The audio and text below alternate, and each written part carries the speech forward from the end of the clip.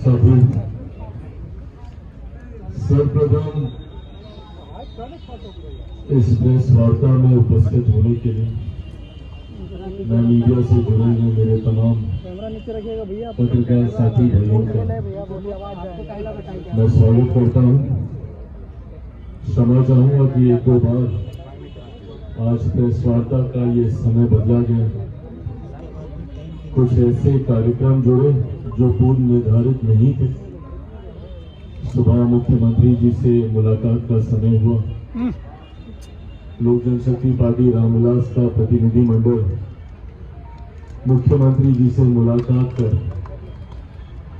उनको विधिवत तौर पर जिस तरीके से उनके नेतृत्व में एनडीए गठबंधन ने चुनाव लड़ने का काम किया, उसके लिए हम सब ने मिलकर उनको बधाई दी। एक बधाई कल मैं उनको फोन के माध्यम से पहले ही दे चुका था और आज विधिवत तरीके से मिलकर न सिर्फ उनको हम लोगों ने बधाई देने का काम किया, बल्कि आने वाले दिनों में क्या रूपरेखा सरकार की गठबंधन की रहेगी उस पर भी हम लोगों ने चर्चा करने का काम किया।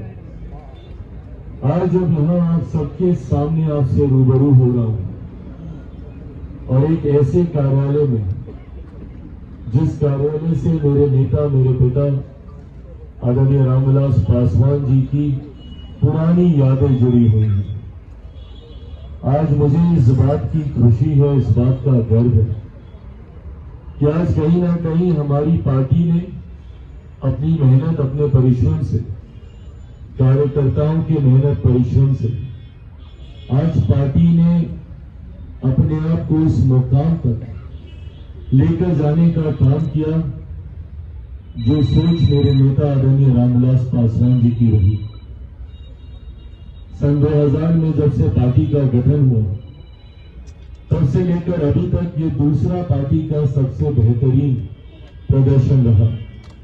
पहला प्रदर्शन 2005 में जब बिना किसी गठबंधन में मेरे नेता ने चुनाव लड़ने का काम किया, 29 विधायक जीते, पर परिस्थितियों वश उस वक्त सरकार नहीं बनी और जिस तरीके से दोबारा चुनाव होने पर पार्टी का प्रदर्शन 2005 नवंबर में जब चुनाव हुआ तो उस तरीके का नहीं रहा जो पहले फरवरी में हुए चुनाव में रहा था। और तब से निरंतरता में पार्टी ने कई संघर्ष के दौर देखे। 2009-2010 का एक ऐसा दौर आया जब 2009 लोकसभा में मेरे नेता आदरणीय रामविलास पासवान जी खुद भी उस वक्त वो चुनाव नहीं जीत पाए थे। वो एक कठिन समय जरूर पार्टी का था, पर उन्होंने हार नहीं मानी और 2014 में एक शानदार वापसी, उन 5 सालों में जिस तरीके से उनका संघर्ष रहा, एक शानदार वापसी उन्होंने करने का काम किया। इतिहास कहते हैं कि अपने आप को दोहराता है।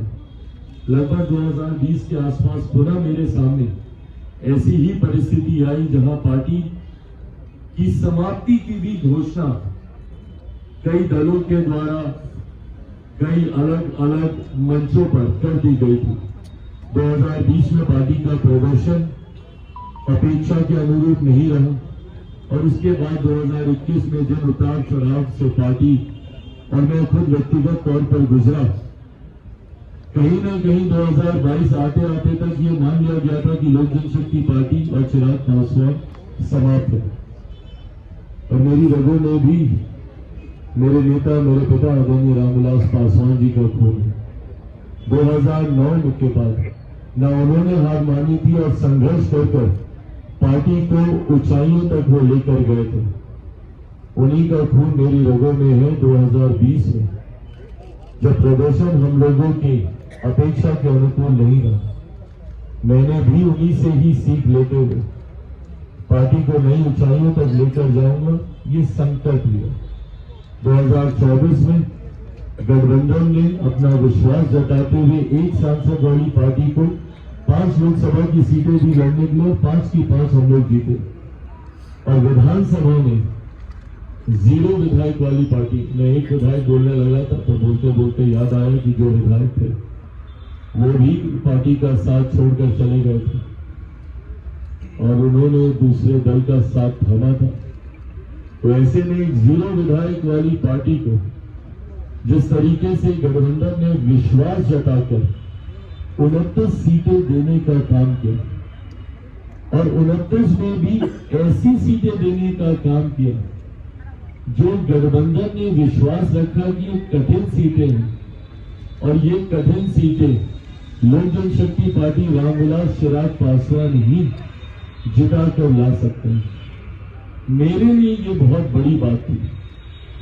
मुझे ज्यादा विस्तार में ये बातें आपकी समझ रखने की जरूरत नहीं है, क्योंकि मीडिया ने अपना विश्लेषण, आप सब ने अपनी अपनी तरीके से अपने अपने चैनल्स पे आपने इसका विश्लेषण किया था कि किस तरीके से वो विश्लेषण का स्वरूप थोड़ा बदला हुआ था।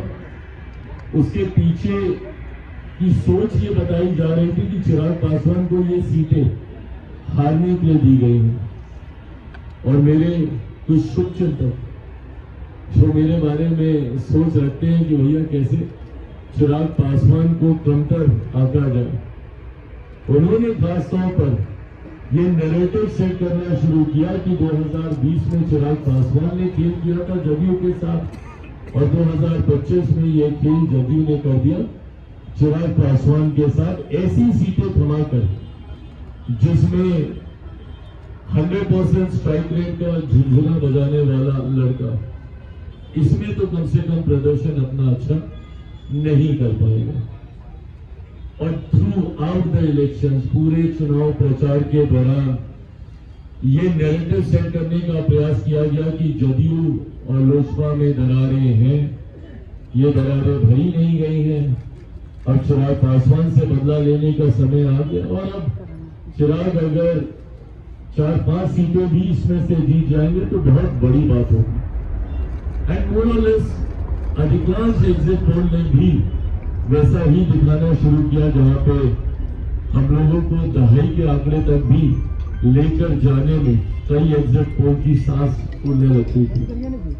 बहरहाल मैंने हमेशा इस बात को कहा कि मैंने चुनाव सर्वे के आधार पर नहीं, मैंने हमेशा चुनाव अपनी मेहनत के आधार पर लड़ने का काम किया। परिणाम मैंने ये सोचकर नहीं कि एग्जिट पोल मुझे क्या दिखाएंगे, परिणाम बिहार की जनता मुझे क्या देगी, ये सोचकर मैंने चुनाव लड़ने का काम किया। चिराग पासवान जिंदाबाद। 2014 में भी मात्र एग्जिट पोल, जब हम लोग 7 सीटें लड़े और 6 जीते थे, तो एग्जिट पोल मात्र 2 सीटें दिखा रहा और कुछ जगह तो ये कह के दिखाई जा रही थी कि बस बाप बेटा ही, ये वर्ड इस्तेमाल किया गया था कि बस बाप बेटा अपनी सीटें जीतेंगे, जमुई से चिराग और हाजीपुर से मेरे नेता। और 2019 में भी जब 6 की 6 हम लोग जीते, तब भी यही नैरेटिव सेट किया जा रहा था कि बहुत होगा तो 2 सीटें जमुई चिराग निकाल लेंगे, हाजीपुर इनके नेता के नाम पर उस वक्त हमारे चाचा चुनाव लड़ रहे थे, वो निकाल लेंगे। और 24 में तो हर कि भैया सिर्फ हम ही सीट निकाल पाएंगे, जमुई की 1 सीट निकल गई तो निकल गई, बाकी इनके जितने प्रत्याशी हैं उनमें से कोई चुनाव नहीं जीत पाएगा। मेरे 5 सांसद आज इस मंच पर आपके सामने मौजूद है। बहरहाल मैं एग्जिट पोल को मैं दोष नहीं देता, मैं दोष उन लोगों को देता हूं जो एक नैरेटिव सेट करने का प्रयास करते हैं बार बार कि गठबंधन में दरार, ये चिराग पासवान मुख्यमंत्री जी के बीच में दरार, लोजपा जदयू, और इन बातों को सहज स्वीकार करना भी आसान हो जाता है क्योंकि मेरा इतिहास भी ऐसा ही रहा है। 2020 में जिस तरीके से हमारी भूमिका रही, तो उस भूमिका के साथ जोड़ते हुए इन परिस्थितियों को जोड़ना आसान हो जाता था और इसीलिए 24 के लोकसभा में भी यही परसेप्शन बनाया गया और यही परसेप्शन 2025 विधानसभा में भी बनाया गया। पर मुझे खुशी है आज कि जिस तरीके से तमाम बातों को ध्वस्त करते हुए एनडीए का प्रदर्शन रहा और जिस तरीके से विपक्ष के तमाम नेताओं की बातें, उनका भ्रम फैलाना, उनका फॉल्स नैरेटिव सेट करना सिर्फ बातें बनकर रह गई। और जो बातें मैंने निरंतरता में कही थी, राजनीति का विद्यार्थी हूं, बीइंग स्टूडेंट ऑफ पॉलिटिक्स, मैं भी अध्ययन करता हूं, पढ़ता रहता हूं, निरंतरता में साइकोलॉजिस्ट नहीं हूं, बट आंकड़ों को पढ़ता हूं, आंकड़ों पे काम करता हूं और इसीलिए मेरा विश्वास हर बार गहराता है कि भैया इतना तो हम जीतेंगे ही जीतेंगे। और वो विश्वास जो मैं आप लोगों से संवाद के दौरान भी रखता हूँ, वो आता ही इन बातों को लेकर है क्योंकि मैंने उन आंकड़ों पे काम किया होता है। मैंने बार बार 2020 से इस बात को कहा, जब ये बात कही जा रही थी कि भैया राजद इतनी बड़ी पार्टी, राजद इतनी बड़ी पार्टी, उस वक्त के नेता प्रतिपक्ष अब आज की तारीख में कौन होंगे कैसे होंगे नहीं पता, और उस वक्त के नेता प्रतिपक्ष कि भैया वो एकदम मुख्यमंत्री बनने के समीप थे, बन ही गए थे, शपथ होने वाली थी। मैंने तब भी ये कहा था कि बिहार की जनता ने कभी भी उनको चुनने के लिए वोट नहीं दिया। 2020 में बहुत सहजता से ये बात मेरे साथ जोड़ दी जाती थी और कह दी जाती थी कि चिराग पासवान की वजह से जनता दल यूनाइटेड को नुकसान हुआ। अगर जनता दल यूनाइटेड को नुकसान हुआ तो इसका लाभ किसको मिला? उसका लाभ सीधा सीधा राजद को मिला। राजद को भी उस वक्त बड़ी पार्टी चुनने का जनादेश नहीं था क्योंकि उस वक्त एक डिवाइडेड एनडीए था। इसका लाभ परिस्थितिवश राजद को मिल गया था। पर उन आंकड़ों को देखकर, इतने विधायकों को देखकर जिस तरीके से राजद अपने पुराने स्वरूप में अहंकार में आ गया था, उस वक्त मैं बार बार ये कह रहा था कि ये अहंकार ही इनके पतन का कारण बनेगा, क्योंकि ये कभी समझ ही नहीं पाए कि एक बटे हुए एनडीए का लाभ आपको मिला है, जनता ने आपको नहीं स्वीकारा है। और आज वही चीज प्रमाणित हुई है। यही परिणाम 2020 में आते और जनता दल और राष्ट्रीय जनता दल की अगर मैं बात करूं तो ये तो 2005 से 2010 से समाप्त है ये पार्टी।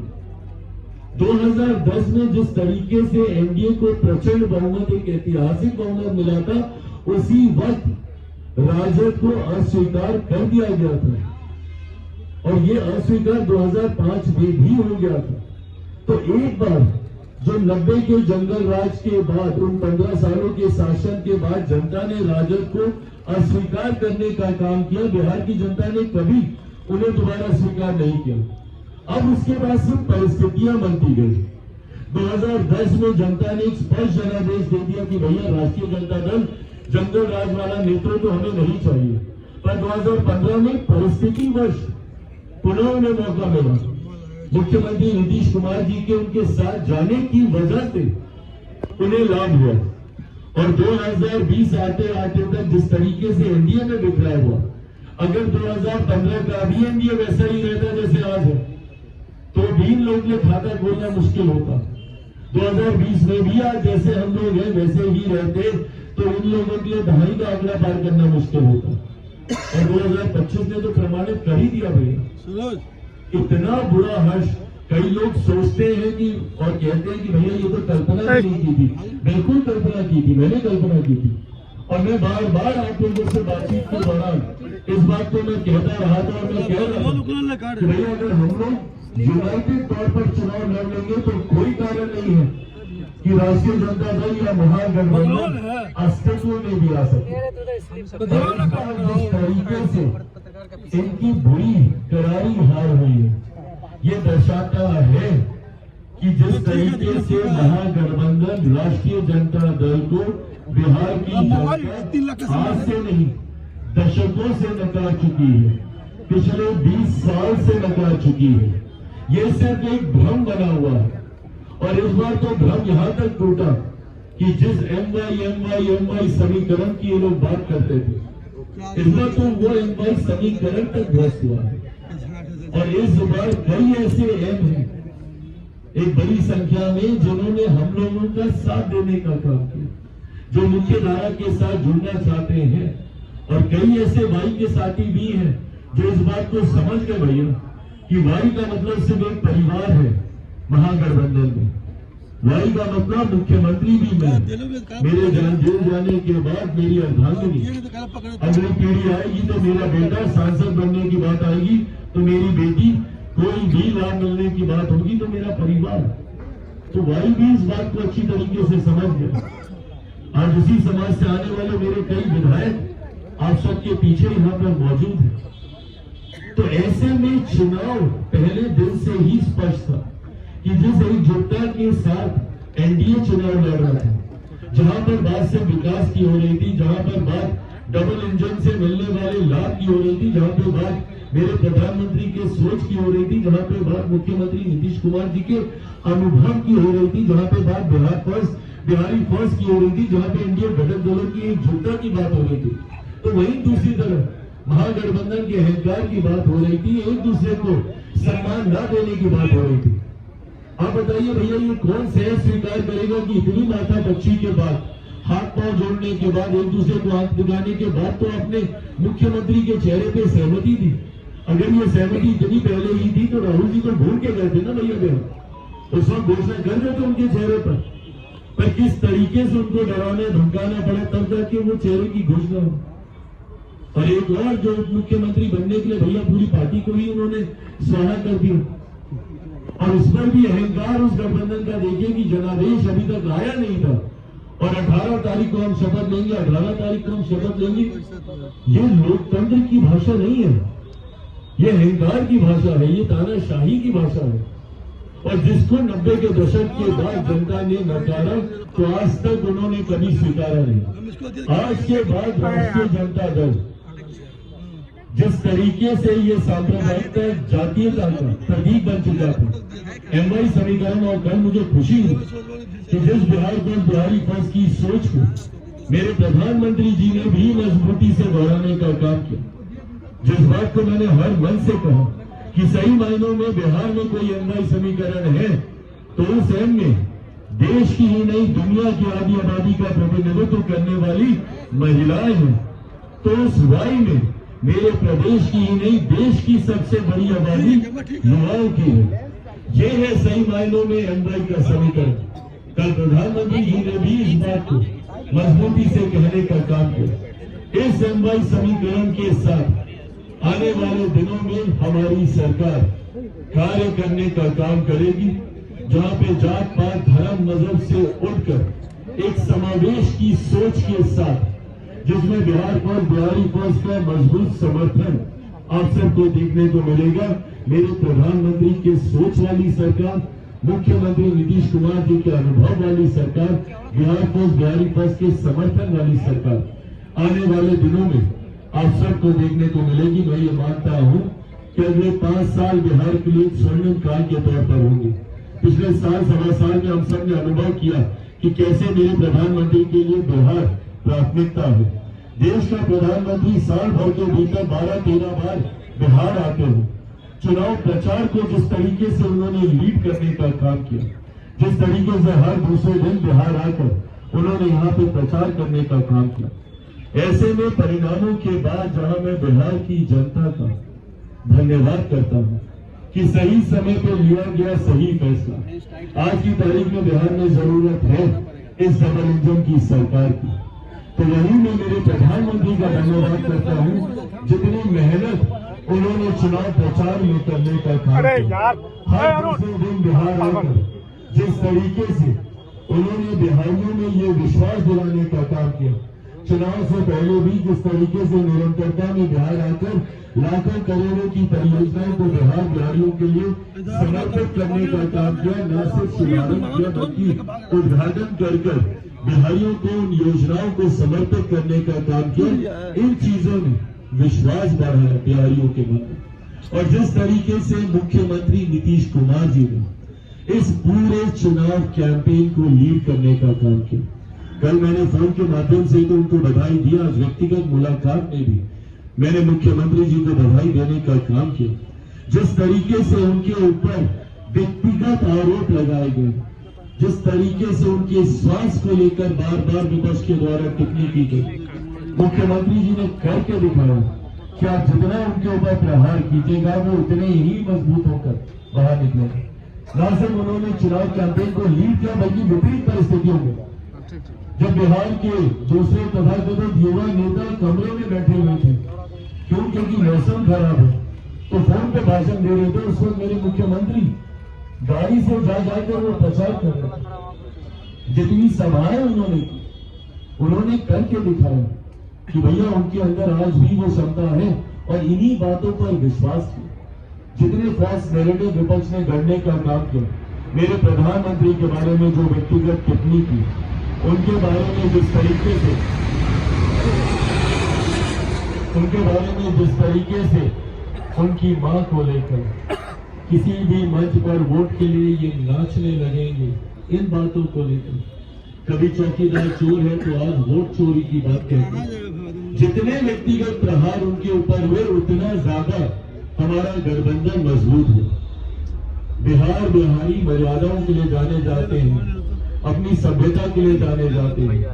ऐसी असभ्य भाषा कभी भी बिहारियों ने स्वीकार नहीं की है। ऐसे में एक बार फिर से इस असभ्यता को नकारने का काम किया गया बिहार की जनता के द्वारा। मैं बिहार की जनता का धन्यवाद करते हुए मेरे प्रधानमंत्री का धन्यवाद करता हूं।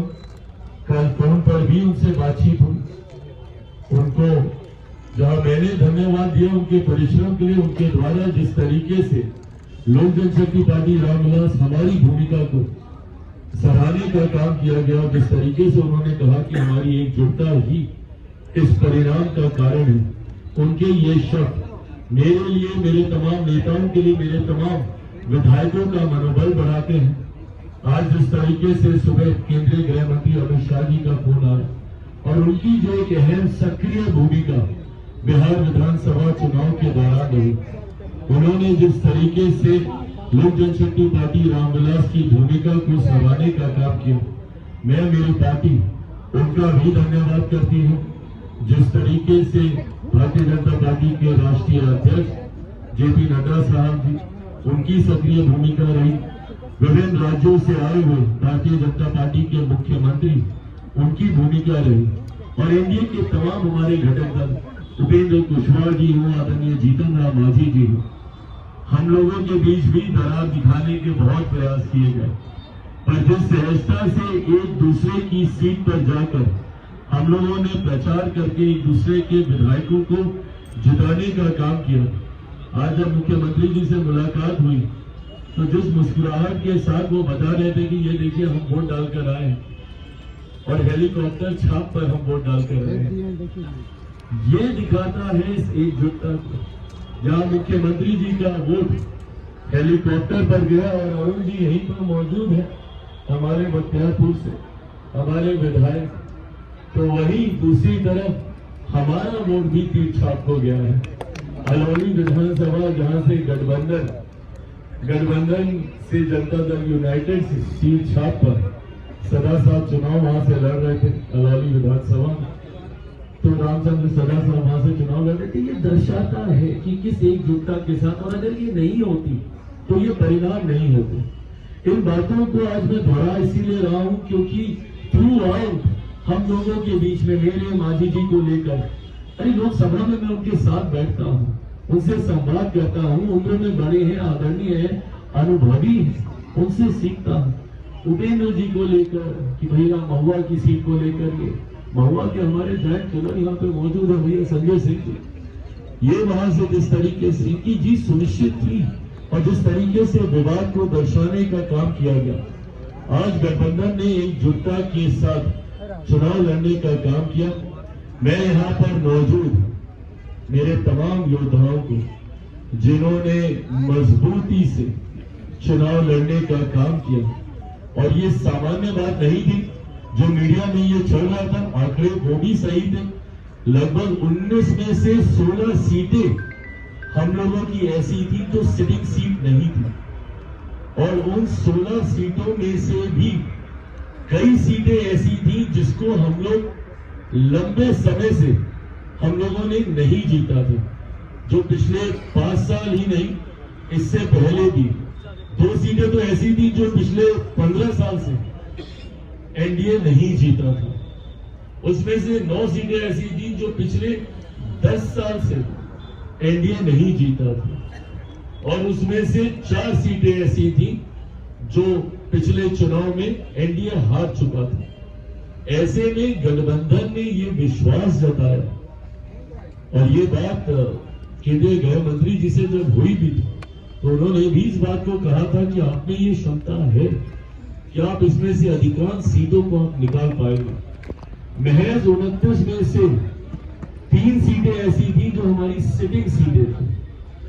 न सिर्फ उन 3 सिटिंग सीटों को वापस जीतकर मैंने गठबंधन को देने का काम किया, बल्कि 16 ऐसी सीटें भी हमारे योद्धाओं ने जीतकर हमारे गठबंधन को देने का काम किया, जो ना सिर्फ हमारी सीटिंग सीटें नहीं थी बल्कि 1.5 दशक से वो हमारे गठबंधन के पास नहीं थी। तो ऐसे में लोक जनशक्ति पार्टी रामविलास ने हमेशा विपरीत परिस्थितियों में अपने आप को साबित करने का काम किया। मैं पार्टी के संगठन, पार्टी के हर एक नेता जिन्होंने मजबूती से पार्टी को चुनाव लड़वाने का काम किया, मैं बिहार प्रदेश के हमारे प्रभारी अरुण भारती जी का विशेष तौर पे मैं धन्यवाद करता हूं। इनकी एक अहम भूमिका रही रणनीति को लेकर, चुनाव के दौरान तालमेल को लेकर। मैं हमारे कार्यवाहक प्रदेश अध्यक्ष अशरफ अंसारी जी का मैं विशेष तौर पे मैं धन्यवाद करता हूं, जिस तरीके से इन्होंने पूरे चुनाव के दौरान अपने पद की गंभीरता को समझते हुए पार्टी के संगठन के माध्यम से हर प्रत्याशी को जिताने में अहम भूमिका निभाई। मैं मेरे तमाम सांसद, मैं वीरा जी का मैं धन्यवाद करता हूं, जिस तरीके से जिस संभाग की जिम्मेदारी दी गई उसको इन्होंने निभाने का काम किया। मैं राजेश वर्मा जी का मैं धन्यवाद करता हूं, एक सह प्रभारी की भूमिका में मजबूती से जिस तरीके से संगठन को इन्होंने मजबूती देते हुए चुनाव में एक सक्रिय भूमिका निभाई। मैं शांभवी जी का मैं धन्यवाद देता हूं, जिस तरीके से इनकी भूमिका पार्टी के अलग अलग प्रत्याशियों की जीत को लेकर जो जिम्मेदारी दी गई थी उसको इन्होंने बखूबी निभाने का काम किया। मैं हमारे तमाम प्रवक्ताओं को, मुन्ना जी यहाँ पर मौजूद है राष्ट्रीय प्रवक्ता के तौर पर, उनका प्रदेश के हमारे तमाम जितने भी हमारे प्रवक्ता हैं, मीडिया के प्रभारी हैं, सबका मैं धन्यवाद देता हूं। समय समय पर सही जानकारी आप सबके समक्ष उन्होंने रखने का काम किया। मैं हमारे युवा प्रकोष्ठ के हमारे प्रदेश अध्यक्ष वेद प्रकाश पांडे जी का धन्यवाद देता हूं, जिन्होंने अतिरिक्त प्रभार के तौर पर हमारी भूमिका का निर्वहन करने की जिम्मेदारी निभाने का काम किया। गठबंधन के साथ तालमेल बैठाकर कौन कितनी सभाएं, कैसे सभाएं हमारे साथ प्रचार प्रसार में आना, ये एक बड़ी जिम्मेदारी इनके ऊपर थी। इसको बखूबी इन्होंने निभाने का काम किया। मैं हमारे तमाम नव निर्वाचित विधायकों का मैं विशेष तौर पर मैं धन्यवाद करता हूं, जिन्होंने एक बार सब लोग अपने अपने स्थान पर खड़े हो जाएं। मैं तमाम विधायकों को जहां मैं बधाई देता हूं, इसको उठा के फेंक दो बाहर।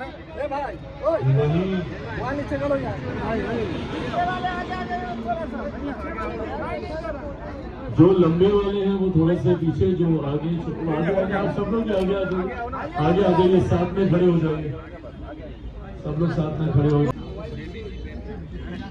नीचे करिए और चलो भागो। ऐसे में बेबी जी आप इधर आइए, संगीता जी आप इधर आइए, बीच में आइए, आप लोग आइए इधर साथ में। विनीता जी आप भी इधर आइए बीच में, आगे आइए। हमारी फर्स्ट को धरातल पर उतारने की बड़ी जिम्मेदारी इन सब के ऊपर है, और उम्मीद ही नहीं पूरा विश्वास है कि लोक जनशक्ति पार्टी की मर्यादाओं को निभाते हुए, जहां पे विनम्रता, सभ्यता, मर्यादा का पालन करते हुए बिहार विधानसभा में जाकर मजबूती से अपने क्षेत्र की समस्या के समाधान के लिए आवाज उठाने का तमाम विधायक काम करेंगे, ये मेरा विश्वास है।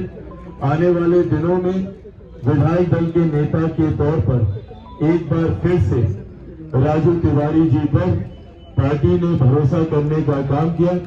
हमारे नेता आदरणीय रामविलास पासवान जी के दौरान भी, उनके कार्यकाल के दौरान भी ये जिम्मेदारी इनके पास थी। इस बार एक बड़े विधायक दल का नेता बनने की जिम्मेदारी इनको मिली है। आने वाले दिनों में एक अहम भूमिका इनकी रहेगी, गठबंधन के साथ तालमेल कर गठबंधन के नेता के चुनाव से लेकर शपथ ग्रहण तक एक अहम भूमिका इन सब की रहेगी। पर मैं ये मानता हूं कि लोक जनशक्ति पार्टी रामविलास का हर एक कार्यकर्ता अपनी जिम्मेदारी को उतनी ही ईमानदारी से निभाने का काम करेगा। जिस लक्ष्य के साथ हम लोग आगे बढ़ रहे हैं, बिहार को विकसित राज्य बनाने के लक्ष्य को अगले 5 साल में एक मजबूत पड़ाव तक हम लोग लेकर जाएंगे, ये विश्वास दिलाता हूं। मैं मीडिया के तमाम पत्रकार साथियों का दिल से धन्यवाद करता हूं। इस दौरान आप सब ने भी मेरा मेरी पार्टी का बहुत साथ दिया। आप सब ने कई बार समय मिला नहीं मिला और उसके बावजूद संपर्क साध कर सही जानकारी आपके दर्शकों तक पहुंचे। इस ईमानदार जिम्मेदारी को, तभी आप सब लोकतंत्र का चौथा स्तंभ कहलाए जाते हैं, उस जिम्मेदारी को आप सब ने ईमानदारी से निभाने का काम किया। आप सब इस प्रेस वार्ता में आए, उसके लिए आप सबका बहुत बहुत धन्यवाद। जय हिंद, जय बिहार।